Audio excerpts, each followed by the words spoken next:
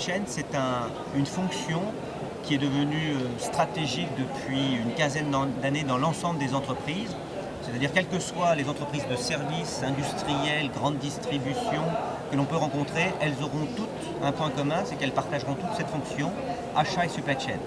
Si on pouvait donner une définition de cette fonction, on dirait que c'est la fonction qui gère l'ensemble des flux en externe et en interne dans une entreprise, du fournisseur, y compris des fournisseurs du fournisseur, en passant par tout le processus interne à l'entreprise, c'est-à-dire l'achat, l'approvisionnement, c'est-à-dire la gestion de l'entrée des matières premières et des marchandises, la logistique industrielle, c'est-à-dire tous les flux internes qui peuvent se produire et qui font que le produit se déplace dans l'entreprise, jusqu'au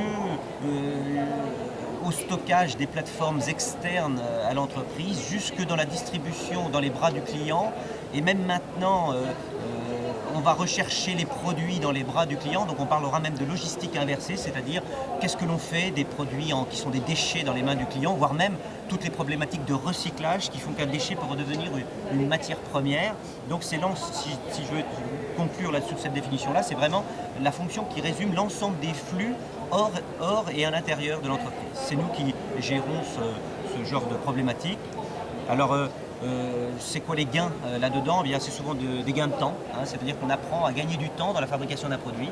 Je prendrai l'exemple de l'A380 que fabrique Airbus.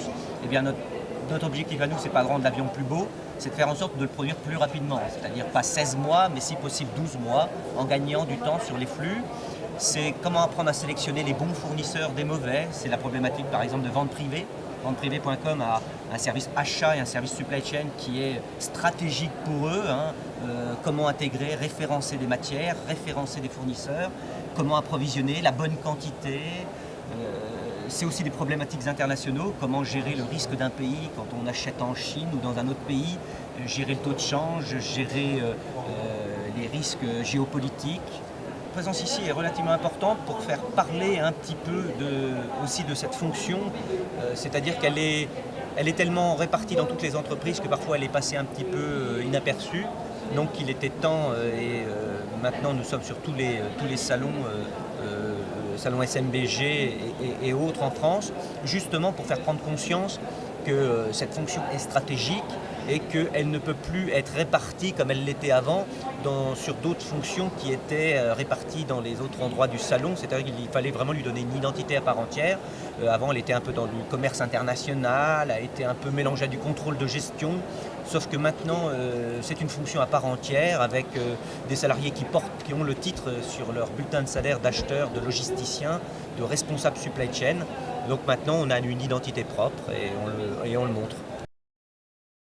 Il y a deux catégories, soit ce sont ceux qui portent la logistique depuis leur début de scolarité, qui ont fait un DUT GLT, qui ont fait gestion des opérations logistiques à Aix-en-Provence. Certains ont même fait génie logistique à Saint-Quentin-en-Yvelines, donc vraiment ils portent ça depuis 5 ans. Et donc là ils finalisent par un diplôme, un 3e cycle. Mais on a maintenant des gens qui ont vécu des expériences professionnelles. On a beaucoup de gens qui ont vécu les achats, vécu la logistique dans le boulot, et qui n'avaient pas idée qu'il y avait une fonction bien dédiée à cela, qui pensaient que la logistique existe depuis la nuit des temps, les produits ne se sont jamais portés seuls, il y a toujours eu des gens pour les porter, mais on n'avait jamais vraiment identifié qu'il y avait une fonction supply chain, et parfois c'est la surprise. Il existe un processus, un diplôme pour ça. Eh bien, en fin de compte, maintenant que nous l'avons, on a pas mal de gens qui se réorientent, c'est-à-dire qui pensaient faire marketing international ou qui voulaient faire d'autres poursuites d'études, eh bien, qui ont maintenant peuvent devenir acheteurs en faisant un master achat, pur achat.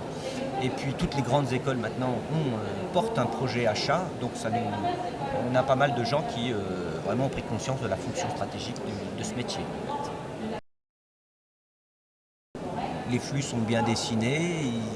On n'est que le matin, donc je ne sais pas comment il y aura cet après-midi avec les flux un peu plus massifs, mais depuis le début, je trouve que la prise, il y a 5 ou 6 stands, et ils ont fait ce que font toutes les sociétés maintenant, ils utilisent Internet beaucoup plus, donc le e-business marche beaucoup mieux puisque beaucoup de préinscriptions étaient faites à domicile. Ce que font toutes les entreprises maintenant, elles ouvrent un site Internet pour essayer de vendre le plus possible de produits directement de la maison. Et c'est ce qu'on peut rendre grâce à ce salon qui a appliqué une bonne partie de ce qu'on enseigne chez nous.